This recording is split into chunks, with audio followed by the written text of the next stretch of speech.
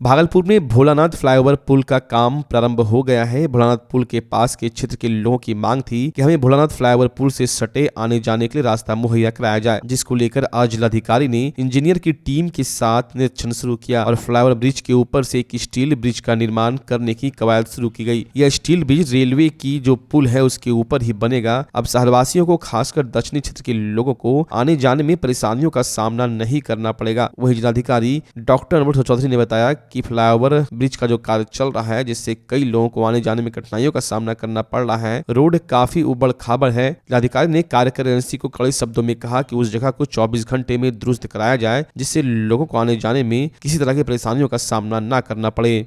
भोलानाथ पुल के पास शहर में अक्सर जाम की समस्याएं होती हैं। कुछ लोगों की मांग थी कि वहाँ जो अभी वर्तमान में पुल बन रहा है उसके अतिरिक्त भी एक साइड में सड़क पे पुल होना चाहिए। उसी की फिजिबिलिटी को स्टडी करने मैं पूरी टीम को बुलाया था।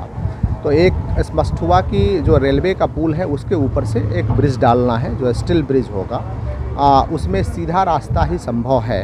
अभी जो एक लेफ़्ट साइड में जो रास्ता जा रहा है उस रास्ते को हम लोग अंडरपास से उसका कनेक्शन और कम्युनिकेशन मजबूत करेंगे, ताकि किसी भी व्यक्ति को आने जाने में असुविधा नहीं होगी।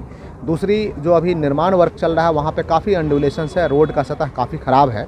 मैंने कहा है कि आज रात तक ही उस रोड की सतह को ठीक कर दे, ताकि लोगों का मूवमेंट काफ़ी आसान हो जाए और हम लोग काम भी बेहतर तरीके से कर सकें। क्या कमियां सर आ रही थी? जहाँ पे निर्माण कार्य चल रहा है वहाँ के बगल में रोड काफ़ी उबड़ खाबड़ है, जिसको हमने कहा है कि जो मशीन से उसको तुरंत ठीक करें, ताकि लोगों का मूवमेंट फास्ट हो सके और कहीं रुकावट नहीं। प्रधानमंत्री जन औषधि केंद्र, गति शक्ति multi modal cargo terminal, signal उत्पाद स्टॉल, सौर ऊर्जा संचालित स्टेशन एवं भवन, रेल कोच, रेस्टोरेंट एवं 10 वंदे भारत ट्रेन एवं 4 विस्तारित वंदे भारत ट्रेन सेवाओं सहित अन्य कई ट्रेन सेवाओं को हरी झंडी दिखाकर वीडियो कॉन्फ्रेंसिंग के माध्यम से विधिवत उद्घाटन किया गया। इसी बाबत भागलपुर रेलवे स्टेशन में भी कई परियोजनाओं का प्रधानमंत्री ने हरी झंडी दिखाकर विधिवत उद्घाटन किया। एक तरफ जहाँ प्रधानमंत्री नरेंद्र मोदी के साथ गुजरात के राज्यपाल आचार्य देवव्रत, मुख्यमंत्री भूपेंद्र पटेल, केंद्रीय रेल संचार इलेक्ट्रॉनिक एवं सूचना प्रौद्योगिकी मंत्री अश्विनी वैष्णव, सांसद CR पाटिल शामिल थे। वहीं भागलपुर रेलवे स्टेशन पर रेलवे के दर्जनों पदाधिकारी, कर्मी व शहर के गणमान्य लोग मौजूद थे। आज का दिन बहुत ही स्वर्णिम दिन है और हमारे आदरणीय प्रधानमंत्री जी ने रेल की 85,000 करोड़ की कुछ परियोजनाओं का शिलान्यास किया है। कुछ जो पूर्ण हो चुके हैं उसको देश को समर्पित किया है। और हमारी रेलवे एक उत्कृष्ट और बहुत तेज रफ्तार से विकास कर रही है, और जिसमें हमारे जो उच्च क्वालिटी के उत्कृष्ट वंदे भारत ट्रेन है उसका 10 ट्रेनों का आज परिचालन उन्होंने शुरू किया है। और एक स्टेशन एक उत्पाद OSOP के तहत हमारे पूरे देश में बहुत से काउंटर खोले गए हैं और मालदा मंडल में करीब 28 इस तरह के काउंटर हैं। OSOP, one station one product के तहत हमारे भागलपुर में 2 काउंटर हैं जो हमारे चल रहे हैं। और खुशी की बात है कि भागलपुर से राजधानी ट्रेन भी दी गई है और भी ट्रेन का उसकी फ्रीक्वेंसी बढ़ाई गई है, उसका एक्सटेंशन किया गया है। और बहुत से स्टेशन पर जहां पर डिमांड थी जनता का, उसका स्टॉपेज भी किया गया है। और आज हमारे मालदा मंडल के लिए एक और खुशी की बात है कि UTS मशीन का धौनी से आज उद्घाटन 12 बजे से वहां से भी उद्घाटन किया जा रहा है। घटना के बाद पुलिस के विलंब से पहुंचने की शिकायत अब लोगों को नहीं रहेगी। इसके लिए 112 नंबर डायल करना होगा और महज 20 मिनट बाद पुलिस संबंधित स्थल पर मौजूद रहेगी। इसको लेकर भागलपुर में पहले फेज में 18 गाड़ियां मुहैया कराई गई थी। वहीं पुलिस उप महानिरीक्षक के द्वारा आज दूसरे फेज में भागलपुर में 28 गाड़ियां, बांका में 22 गाड़ियां और नौगछिया में 12 गाड़ियों को हरी झंडी दिखाकर रवाना किया गया। वहीं पुलिस उप निरीक्षक विवेकानंद ने बताया कि पुलिसिया कार्रवाई को दुरुस्त करने, पुलिस के विलंब से पहुंचने की शिकवा शिकायत को दूर करने और अपराधियों पर नकेल कसने को लेकर यह कवायद की जा रही है। उम्मीद है ऐसी कवायद से अब पुलिस घटना स्थल पर पहुंच जाएगी और लोगों के पुलिस की देर से पहुंचने की शिकायत भी दूर हो जाएगी। वहीं कार्यक्रम के दौरान पुलिस उप महानिरीक्षक, वरीय पुलिस अधीक्षक और कई प्रशासनिक पदाधिकारी मौजूद थे। देखिए, आपातकालीन प्रतिक्रिया सहायता प्रणाली BRSS परियोजना के तहत 112 की सेवा जो है नागरिकों को, आम नागरिकों को उपलब्ध है और इसके द्वितीय चरण में भागलपुर जिला को 28 गाड़ियां प्राप्त हुई है, जबकि 12 गाड़ियां पहले से प्राप्त थी। इसके अतिरिक्त बांका में 21 गाड़ी प्राप्त हुई है और 12 गाड़ी नौगछिया जिला को भी प्राप्त हुई है। पूरे रेंज में 61 गाड़ियां प्राप्त हुई है और 19 गाड़ियां पहले से उपलब्ध थी। इस तरह से अब हम पूरे रेंज के सभी दूरदराज स्थानों को भी 112 की सेवा उपलब्ध करा पाएंगे और इससे आम नागरिकों को सबसे बड़ी सुविधा यह उपलब्ध होगी कि पुलिस, फायर और चिकित्सा तीनों तरह की मदद उन्हें इस नंबर 112 नंबर डायल करने पर यह सुविधा उन्हें मिल पाएगी। अगर आप अपने बच्चों की हकलाहट, तुतलाहट या मूक बधिरता को लेकर चिंतित हैं या बढ़ती उम्र के साथ बहरेपन की समस्या से परेशान, तो चिंता छोड़िए, क्योंकि अब भागलपुर में आ गया है इन सब का समाधान। Nirala speech and hearing clinic. Audiology, speech therapy के साथ साथ विश्व स्तरीय best digital hearing aid with rechargeable and Bluetooth facility. तो आज ही सुनने की जांच कराएं तथा सुनने की मशीन लगवाएं। निराला स्पीच एंड हियरिंग क्लिनिक। हमारा पता है बड़ी पोस्ट ऑफिस के सामने, मेट्रो मिर्ची रेस्टोरेंट तथा सेंट्रल बैंक वाले रोड में, भागलपुर। मोबाइल 7050193341। हमारी 2 और भी शाखाएं हैं, पूर्णिया में Panchvati complex, Bihar talkies road, Line Bazar Purnia, और अररिया में टाउन हॉल के सामने वाले मिर्जा गालिब रोड में, AB मेडिकल के समीप। बच्चा जब जन्म लेता है तो कई बार बच्चा तुरंत नहीं रोता है, रोने में देर हो जाता है। ऐसे में बच्चा क्षतिग्रस्त हो जाता है और उसके बचने की संभावना कम हो जाती है, और यदि बचा तो भविष्य में उसमें विकलांगता की समस्या आती है, जिसे CP कहते हैं, जिसका कोई माकूल इलाज नहीं है और ज़िंदगी भर बच्चा विकलांगता से जूझ सकता है। ऐसे में पूरे संसार में कूलिंग थेरेपी का सहारा लिया जाता है। जन्म से ठीक 6 घंटा के अंदर यदि उसको कूलिंग थेरेपी दिया जाए तो उससे उसका CP की समस्या कम होती है और बचने की भी संभावना बढ़ती है। पहली बार बिहार झारखंड में आपके शहर के स्नेह नवजात शिशु बाल सेवा केंद्र में यह मशीन उपलब्ध है। कभी भी ऐसी बात हो कि बच्चा रोने में विलम्ब हो गया तो आप स्नेह नवजात शिशु बाल सेवा केंद्र में जरूर संपर्क करें।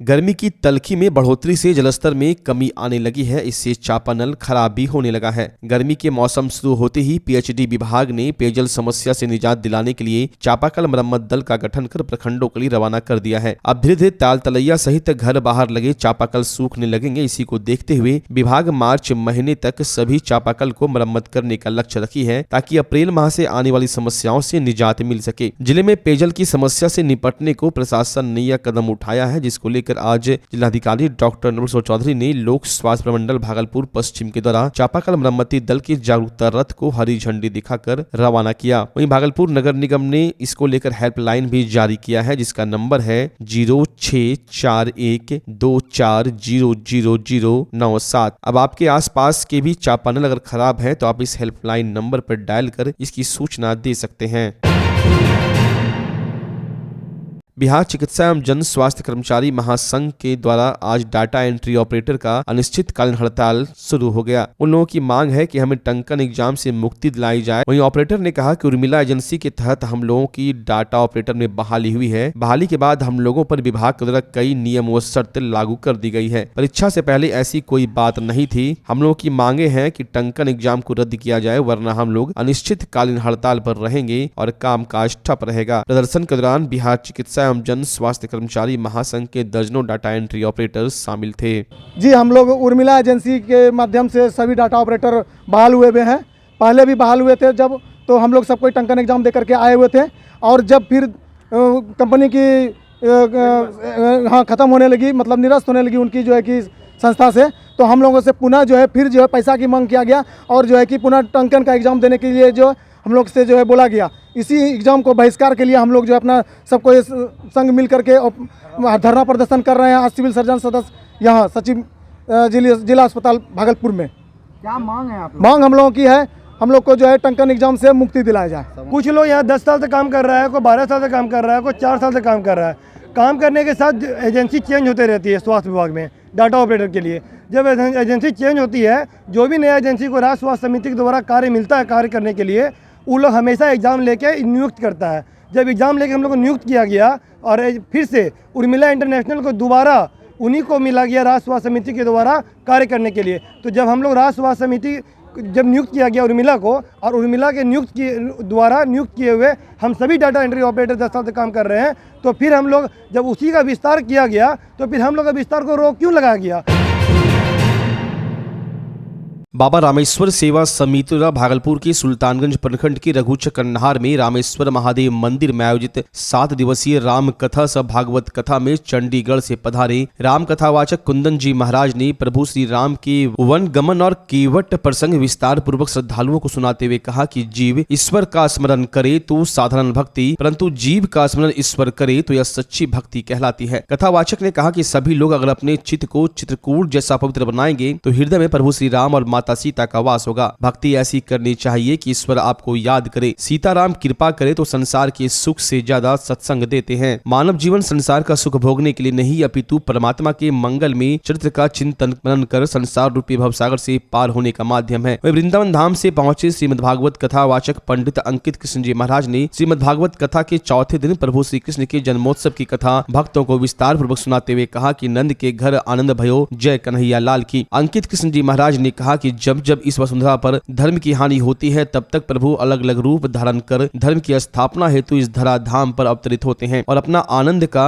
रस संसार में बिखेरते हैं। राम कथा और भगवान के दौरान निकाली गई झांकी लोगों के बीच आकर्षण का केंद्र बनी रही। कार्यक्रम के दौरान समिति के अध्यक्ष सुरेश प्रसाद सिंह, सचिव नंदन सिंह पाटो, राम बहादुर सिंह, पंकज सिंह, चंदन सिंह, गौतम सिंह, मिथिलेश सिंह, अरुण सिंह, प्रकाश सिंह, धनंजय सिंह, अनंत सिंह, ओपी पासवान, दिलीप यादव सहित रघुचा कन्हार, पंसाला, कुमारपुर, मोथाबारी, कटरा, उताढ़ी, कुमेठा के सैकड़ों ग्रामीण मौजूद थे।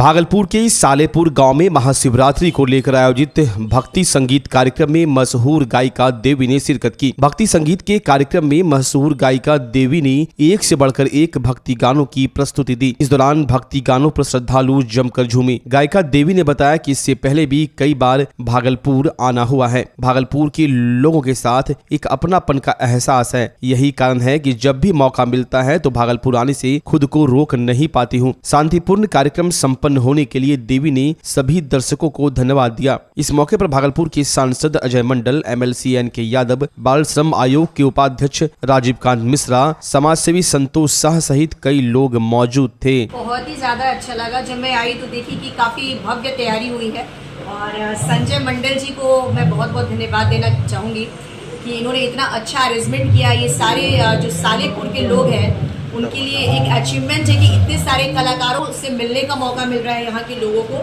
और साथ ही साथ जो मेला है उसकी कई तरह का इंटरटेनमेंट है और कहीं ना कहीं जो मेला की जो संस्कृति है उसको भी आगे बढ़ाने का कार्य कर रहे हैं। तो संजय मंडल जी को मैं बहुत बहुत शुक्रिया करना चाहूँगी। बहुत ही अच्छे समाज सेवी हैं, समाज के लिए बहुत सोचते हैं, तो ये अपने आप में बहुत बड़ी बात होती है। आजकल के लोग जो है वो अपने ही बारे में सिर्फ सोचते हैं, लेकिन कोई ऐसा व्यक्ति जो समाज के लिए सोचता है ये अपने आप में बहुत ही बड़ी बात होती है। मंदिर में 4 दिवसीय कार्यक्रम हुआ। इस कार्यक्रम में आज देवी जी की उपस्थिति हुई और कार्यक्रम में काफ़ी देवी जी ने चार चांद लगाया और सभी श्रोतागण इसको बड़ी शांति से सुने। इस कार्यक्रम को कराने के लिए वहाँ के अध्यक्ष श्री संजय मंडल जी एवं समिति के सभी सदस्यगण एवं गणमान्य व्यक्ति का मैं हार्दिक अभिनंदन करता हूँ और खास करके वहाँ का जनता का मैं खास करके अभिनंदन करता हूँ कि उसने एकदम शांतिपूर्ण तरीके से इस कार्यक्रम को सुना। दिल्ली की सड़क पर नमाज पढ़ रहे लोगों पर पुलिस द्वारा की गई अभद्रता और भागलपुर के नौगछिया में शोभा देवी हत्याकांड मामले में दोषियों पर कार्रवाई की मांग को लेकर भागलपुर में भाकपा माले के कार्यकर्ताओं ने विरोध प्रदर्शन किया। भाकपा माले के कार्यकर्ताओं ने केंद्र सरकार के खिलाफ नाराजगी जाहिर करते हुए कहा कि केंद्र सरकार द्वारा सुरक्षा कर्मियों का सांप्रदायिकरण किया जा रहा है, नमाज पढ़ने वालों पर पुलिस बर्बरतापूर्ण व्यवहार कर रही है। वहीं भागलपुर के नौगछिया में शोभा देवी हत्याकांड में अभी तक संतोषजनक कार्रवाई नहीं हुई है। दिल्ली में नमाज अदा करते समय पुलिस द्वारा हमला हुआ, जो देश के लिए और पूरी दुनिया के लिए शर्मनाक है। अफसोस की बात है कि ये सरकार, मोदी की सरकार लगातार सांप्रदायिकीकरण कर रहा है। अब तो पुलिस का भी, सुरक्षा कर्मियों का भी सांप्रदायिकीकरण कर रहा है, जो देश के लिए खतरनाक है। हम लोग भाकपा माले की ओर से मांग करते हैं कि इस पर प्रतिबंध लगाएं, रोक लगाएं और जिसने बदतमीजी की है उसके ऊपर सख्त कार्रवाई हो। साथ ही मैं यहाँ शोभा देवी बलात्कार कांड रंगरा में कहना चाहता हूँ कि पुलिस ने जानबूझकर उस पर बलात्कार कांड का दफा नहीं लगाया और वो जांच अधूरी है। मैं मांग करता हूँ भाकपा माले की ओर से कि ये शोभा देवी बलात्कार कांड में एसपी और वहाँ के दरोगा पर कार्रवाई हो।